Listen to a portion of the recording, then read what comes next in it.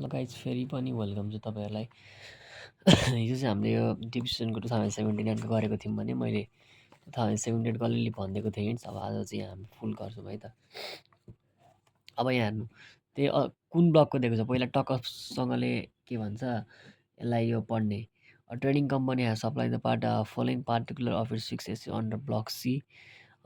Trading भनेको special होइन, त्यही भएर के गर्ने यसलाई नर्मल रेटै काट्ने हो, थाहा छँदैछ तपाईँहरूलाई। ब्लक सीको हो ओपनिङ रिटर्न डाउन भ्यालु। अब यहाँ हेर्ने सुरुमा माथि लेख्नु पऱ्यो calculation of allowable amount of depreciation भनेर, अनि पार्टिकुलर अनि ब्लक कुनको त्यही लेखिदिने। ओपनिङ डबल डिबी त्यही दिएको छ नि क्वेसनमा, ओपनिङ डबल डिबी 10 लाख दिएको छ, 10 लाख लेख्यो। अनि पर्चेज ड्युरिङ द इयर आँखा चिम्लेर purchase of motor bike 3 lakh. अनि चैत्र मोटर बाइक पर्चेज भएको छ कति 3 लाख। मोटर बाइक चैतमा के भन्छ पर्चेजको भएको छ भने चैत भनेको अब हामीले कति काट्नु पऱ्यो भन्दाखेरि 2/3 काट्नु पऱ्यो, किनभने फर्स्टको श्रावणदेखि चाहिँ पुससम्म यहाँ चाहिँ हेर्नुहोस् 3/3, अनि फर्स्ट माघदेखि चैतसम्म 2/3। त्यही भएर हामीले कति काटेको छ यहाँनिर 2/3 काटेको छ। कतिको त्यही 3 कति दिएको छ त्यहाँ क्वेसन मा भन्दाखेरि 3 लाखको काटेको छ, 2 लाख आयो। अनि अर्को भनेको छ पर्चेज अफ के भन्छ 3 व्हिलर टेम्पो 6 लाख। अनि वैशाखमा टेम्पो के भन्छ किनेको रहेछ। वैशाखमा टेम्पो किनेको छ भने वैशाखमा कति काट्नु पऱ्यो 1/3 काट्नु पऱ्यो। त्यसै कारणले गर्दाखेरि हामीले यहाँ 1/3 काटेको छ 6 लाखको, यहाँ 2 लाख लेख्यौँ। त्यही भएर यति गरेपछि डिस्पोज गरिहाल्ने, पर्चेज केही छैन अरे, अरू दुईवटा मात्रै छ यहाँ। Disposal of fully depreciable car कतिमा डिस्पोज भयो 4 lakh. Disposal during the year लेखिदिने 4 लाख। यति गर्ने बित्तिकै दिमाग लाउनु पर्दैन, केही पनि गर्दैन। डिप्रिसिएसन बेस एमाउन्ट है, डिभिजन बेस एमाउन्ट आउँछ यति गरिसकेपछि। यति गरेपछि डिभिजन बेस एमाउन्ट आउँछ। अनि यो 10,4 10 2 12 2 14 14 लाखमा 4 लाख हटायो भने त्यही 10 लाखै आयो फेरि यहाँ पनि त्यही सेम। डिभिजन रेट भनेको अब कुन ब्लकको ब्लक सीको डिभिजन रेट कसरी थाहा भयो भने ब्लक ए को 5, ब्लक बी को 5 को स्क्वायर 25, ब्लक सीको 25मा 5 घटाउनु 20 भयो, 20%। अनि यो गरेपछि एलोबल डिभिजन आउँछ। यसको 20% काट्ने, 1 लाखको 20% काट्दाखेरि कति आयो 2 लाख आयो। 1 लाख होइन सरी 10 लाखको 20% है, यो 10 लाखको 20% काटेपछि यति आयो 2 लाख। अनि क्लोजिङ डेप्रिसिएसन भनेको के हो formula depreciation base amount minus allowable division. अरू बेला हामीले दुईवटा गर्थ्यौँ, किनभने block C block D block A block B दुईवटा ब्लक दिएको हुन्थ्यो, 3टा ब्लक दिएको हुन्थ्यो। तर अहिले जम्मा हामीलाई क्वेसन एउटा मात्रै ब्लक दिएको छ, त्यसै कारणले एउटा मात्रै ब्लकको निकाल्ने। Depreciation base amount minus allowable division, यो यसमा यो घटाउने निक्ल्यो 8 लाख। अब के छ सरको भन्दाखेरि क्वेसनले त्यो डिस्पोज सरी अब यहाँ रिपेयरिङ दिएको छ है। रिपेयरिङ अहिले सेकेन्ड स्टेपमा काम लाग्छ मैले भनेको छु। एलेबल भइसक्यो हाम्रो। अब closing depreciation value to the next year भनेको छ, त्यही क्लोजिङ भन्नु र हामीलाई opening double DB for next year त एउटै कुरा नि हो। अब हामीलाई क्लोजिङ त थाहा छ, यहाँ त्यही अघि आएको 8 लाख लेखिदिने। पर्चेज ड्युरिङ द इयर गर्ने अनएब्जर्प्सनमा, अघि एब्जर्प्सनमा थियो हामीले, यो लेखे पनि भयो नलेखे पनि भयो, यसरी आफूलाई बुझ्न सजिलो। अनि चैतमा भएको थियो अघि पर्चेज चैतमै भएको थियो नि। अब पर्चेज चैतमा हेर्नु है, अनएब्जर्प्सनमा के छ चैतमा पर्चेज गर्दाखेरिको कुरा 1/3 छ, 1/3 काटेको छ यहाँ हो। अनि अर्को के भन्छ वैशाखमा पर्चेज भएको छ, वैशाखमा पर्चेज भएको छ भने अनएब्जर्प्सनमा कति छ 2/3 हो, 2/3 काटिदिनु 6 लाखको। यसमा लेसेस केही पनि हुँदैन, दुईवटा जोड्नै सक्यो, पर्चेजको यति नै हो। अब मैले के भनेको थिएँ दुईवटा कुरा जोडिन्छ, क्यापिटलाइज पिसिसी र क्यापिटलाइज रिपेयर एन्ड मेन्टेनेन्स। यहाँ क्वेसनले के दिएको छ भन्दाखेरि हामीलाई क्यापिटलाइज क्यापिटलाइज दिएको छैन, एक्चुअल कस्ट दिएको छ के को रिपेयर एन्ड मेन्टेनेन्स, रिपेयरिङ भेहिकल्सको ड्युरिङ द इयर कति दिएको छ 1 लाख दिएको छ। अब हामीले के निकाल्नु पऱ्यो भन्दाखेरि यसको डिभिजन के अरे रिपेयर एन्ड मेन्टेनेन्स क्यापिटलाइज निकाल्नु पऱ्यो, क्यापिटलाइज रिपेयर एन्ड मेन्टेनेन्स निकाल्नु पऱ्यो भनेको calculation of capitalise repair and maintenance भनेको 7% अफ डिभिजन बेस एमाउन्ट थाहा नै छ नि एक्चुअल लिने। 7% अफ डिभिजन बेस एमाउन्ट भनेपछि अघि माथिको यो छ नि जुन 10 लाखको त्यसको 7% काट्ने 70,000 आयो यहाँ। अनि एक्चुअल कति छ 1 लाख छ।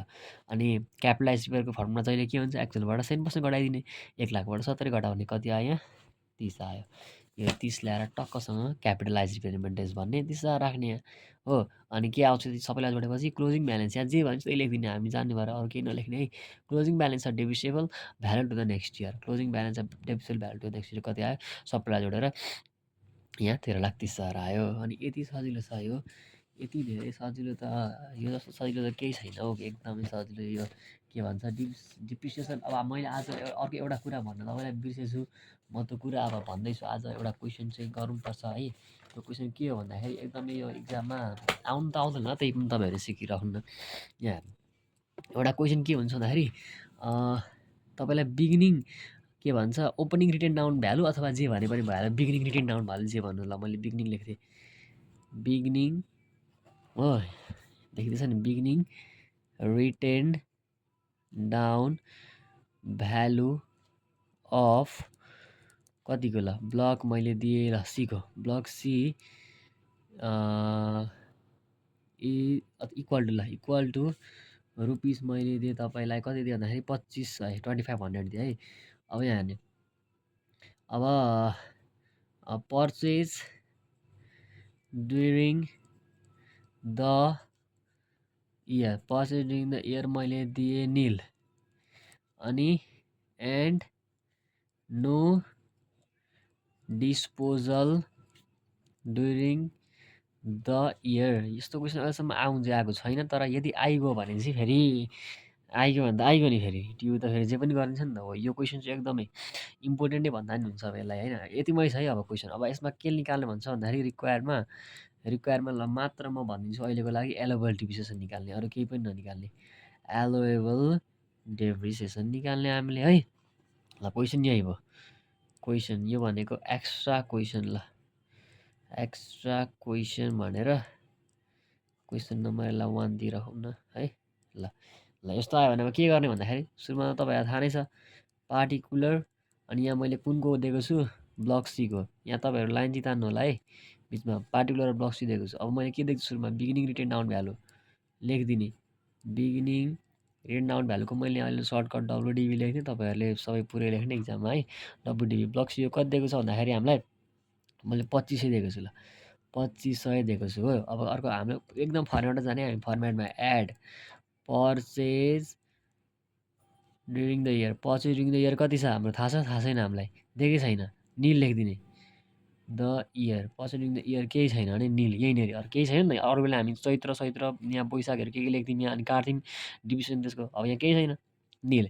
अनि लेस फर्मेटमा फुल फर्मेटमा जाने डिस्पोज ड्युरिङ द इयर। यहाँ पनि डिस्पोज के छ त डिस्पोज छैन, यहाँ पनि निल। यहाँ मैले अलिकति माथि चाहिँ लेख्न बिर्सेछु, यहाँ लेखिदिनु पऱ्यो क्यालकुलेसन अफ के को निकाल्ने अलोवेबल। हामीले के निकालिरहेको छौँ अलोवेबल डिप्रिसिएसन। यहाँ चाहिँ यसरी लेखिदिनु पऱ्यो है माथि के निकालेको त्यो चाहिँ थाहा हुनु पऱ्यो नि त। फेरि त्यो नै थाहा भएन भने त फेरि के निकालेको होइन।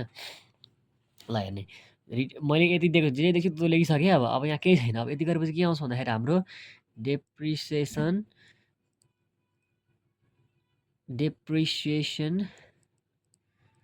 डिपिआरई हुन्छ है, डिपिआरई सिआइए डेप्रिसिएसन बेसिस अमाउन्ट आयो हाम्रो। डेप्रिसिएसन बेसिस अमाउन्ट कति आयो भन्दाखेरि यही छ 2500 टक्क राखिदिनु। अब हामीलाई के चाहियो भन्दाखेरि डेप्रिसिएसन रेट चाहियो। डेप्रिसिएसन रेट भनेको हाम्रो कति छ ब्लक सीको ब्लक एको 5%, ब्लक बीको 5 को स्क्वायर 25%, ब्लक सीको 25मा 5 घटाउनु 20% भयो, 20% आयो। अब हामीलाई के चाहियो अलोवेबल डिप्रिसिएसन चाहियो। के चाहियो अलोवेबल डिप्रिसिएसन। अलोवेबल 25% 10% भनेको 500 हुन्छ होइन। यहाँ 500 आयो, यहाँ कति आयो 500 आयो। ल एकछिनको लागि मैले 500 आयो। अब यहाँ सुन्ने जहिले पनि के भन्दाखेरि हामीले यदि यहाँ नोट लेखिरहने, अब यो नोट लेखेपछि म भन्छु के इफ यदि allowable depreciation is less than 2000 भन्दा कम छ भने है इन दिस कन्डिसन अथवा इन दिस सिचुएसन जे लेख्ने इन दिस सिचुएसन हाम्रो यो जुन डेप्रिसिएसन बेसिस अमाउन्ट जुन छ नि त्यहाँ माथि निकालेको हामीले depreciation basis amount is equal to के अरे यो डेप्रिसिएसन बेसिस अमाउन्ट चाहिँ इक्वल टु के हुन्छ भन्दाखेरि एलोवेबल डिप्रिसिएसन हुन्छ। एएलएलओडब्लुबिएलई डिप्रिसिएसन हुन्छ भनेको बुझ्दै हुन्छ नि। के भने यदि अलोवेबल डिप्रिसिएसन चाहिँ अलोवेबल डिप्रिसिएसन कति आयो सर हाम्रो 500 आयो। के भनेको छ लेस देन 2000 भन्दा कम्ती आयो भने यो कन्डिसनमा डिप्रिसिएसन बेसिस अमाउन्ट भनेको यो अमाउन्ट नै अलोवेबल डिप्रिसिएसन भनेको यो अमाउन्ट जे छ त्यहाँ तल पनि ल्याएर के लेखिदिने यही लेखिदिने भनेपछि यसको एन्सर 500 नभए कति हुन्छ यो 2500 को मैले अगाडि 2 टक्क थपिदिएँ है त। ल 2500 भयो एन्सर।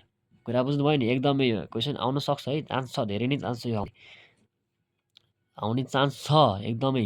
कतिलाई थाहा छैन यो थाहा हुनुपर्ने हुन्छ है यो कन्डिसन। यो नोट याद राख्ने यदि यो लोबल डिप्रिसिएसन यो एन्सर चाहिँ हामीले यसको रेट काटेर होइन 2000 भन्दा कम छ भने चाहिँ त्यस्तो कन्डिसनमा डेप्रिसिएसन बेस अमाउन्ट नै लिने एलोवेबल डिप्रिसिएसन।